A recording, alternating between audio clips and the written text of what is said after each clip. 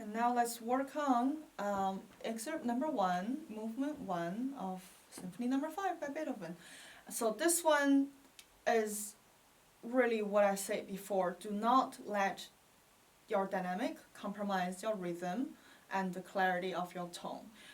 So we see a lot of fortes in here. Do not hammer it, do not crack it, because you have to think about it. This is orchestral dynamic, and you are not the only player in the group when you play this. So you can really take it a little bit less with the dynamic, and it is fine. But do play in time and in tune. And the way to practice this is really we practice left hand and then we practice the right hand. So the left hand, when we practice the left hand, the right hand's job is play a nice sound, because we all know a bad sound can also make you sound out of tune, even when you press in the right place. So the right hand's job is very simple when you only want to focus on the left hand. Make sure your bow is relaxed. Your bow shouldn't be relaxed. Make sure your arm is relaxed, and then do not try too hard with the dynamic, but do use the right bowing, please.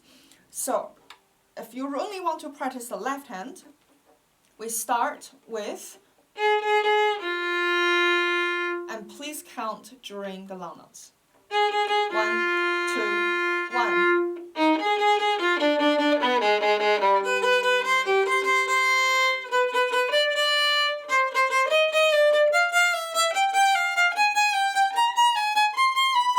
And here is where the hard part comes in. So this E flat, I really don't think we should shift. I think we should use a fourth finger extension, because after all it's just a G sharp, a D sharp. And rest of the notes, you do need your fingers to stay in third position. And this is the only one that we actually need to shift. So how do I hit that F natural? For me, I use my second finger on the D as my anchor, and I always use second finger on the as the high D as my anchor, because this is the place where my hand shift and I need to rest on this part of the violin, and that is a guidance for me where I should stop. So, and then so when I shift, I come back here and then my hand stuck here, and I know roughly that should be the place. And then we talk about shape, D, F natural with E natural in between. So keep your F natural and E natural super close together. Come here, second finger, 3, 4 together, shift back, and this do not shift, extension. Just think how you're going to play a D sharp, extend that much. So when you do practice the left hand like that, you probably notice I didn't practice staccato at all, because I just want a good sound with my bow, that it's a clear sound so I know whether I'm in tune or not. And then if we want to practice the right hand technique, we start with really no fingers. So you can have your finger here. And then we have a lot of ups here. So we have this part, that part, and how do we practice that? And if you really want to be exact, get the sforzandos. Make sure all the accent sforzando, you do not leave the string with your bow before the contact of the bow and the string is established. So sforzando, you have the contact, it's firm, and then you go. And with the up staccatos, please do not whack it. So if you go, do not start the staccato with your bow in the ear. You start it with the bow on the string, and then use that bounce for the second one. And every single time you start again, re-establish the contact, re-establish, and that is, I think, most of the things with the right hand we need to watch out for. This part, when it's fast, it will help play everything staccato. However, you do see we don't have actual staccato articulation marked. So if you think you're not so confident with staccato, rather, I think personally we should just stay on the string. Like I said before, do not compromise the clarity of your tone, your intonation, and your rhythm for that sake. So here is the whole thing of the first excerpt.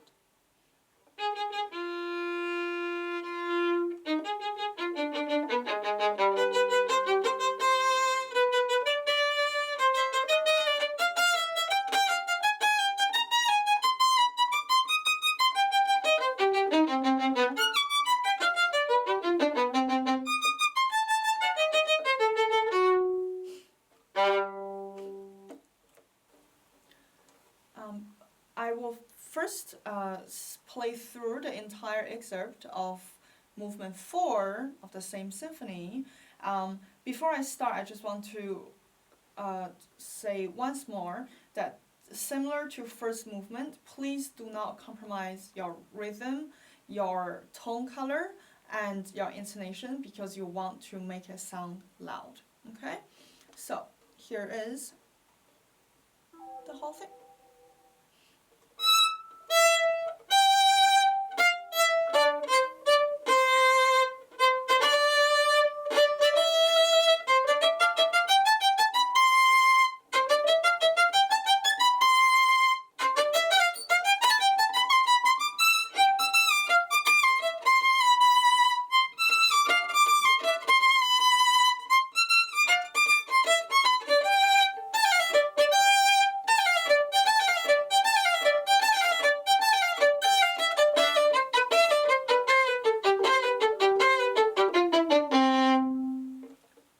So you probably noticed I did some bowing wrong, and that might happen in your audition too. So that's why you really have to know the rhythm super well, because a lot of times when we get our bowing mixed up, our arm just doesn't know what to do. Is it up or is it down? So you really have to know your notes really well. So even if your right arm is confused, your left hand is still running.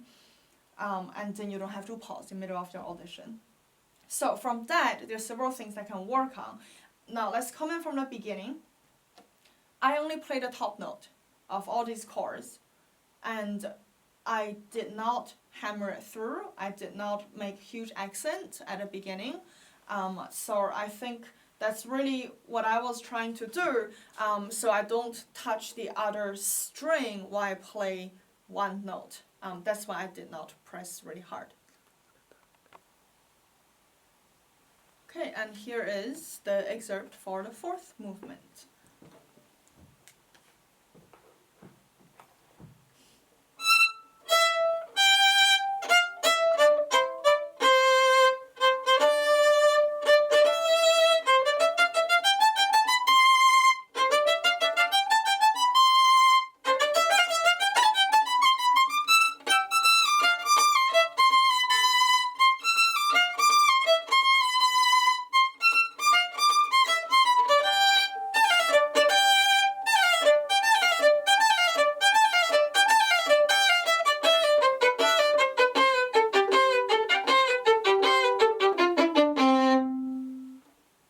Okay, so you probably noticed I started not playing all those chords because in the performance you will do DVC here.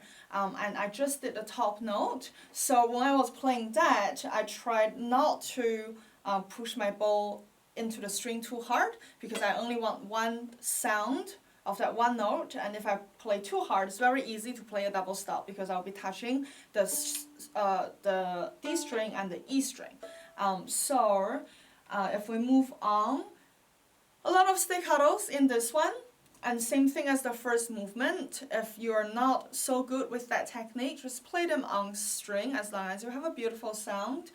And then the bowing is a little bit confusing in this one, so a lot of slow practice is needed. So you really figure out your right arm, the direction of the right arm. And at the beginning practicing this, leave the left hand out. So you just pick a random string and maybe pick the E string because all of the notes are on E string here. So if you're going to do, it's a lot of, for example, at bar 12, you go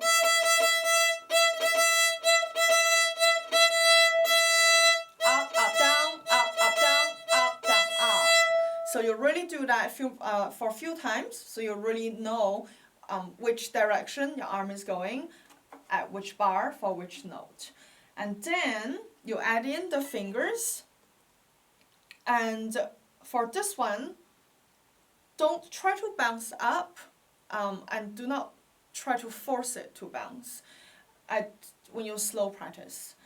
And then at the very end of this excerpt, with the sforzando and up staccato, same thing as the first movement. If you want to do a sforzando and a good up staccato, you do it with the beginning of the note with your bow on the string. And with all that being said, everything else, there's one little spot you really need to watch out for with the rhythm. Is it starts at bar 12. We have, so it's a lot of times it's really easy for us to play the 2/8 notes, like the first beat of bar 13, to play the 2/8 notes as a long and short. So a lot of times it might sound like this.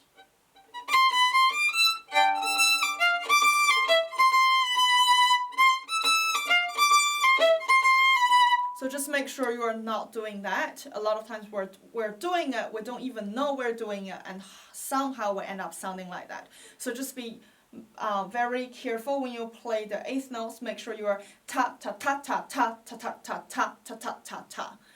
Really get those 8th notes even. And one last comment about this is, this whole excerpt will have some random long notes mixed up with a bunch of short notes. Okay, so the long note, really make sure you're playing it all the way to the end of the beat. So for example, here, 1 and 2, 1 and 2. So please don't do this.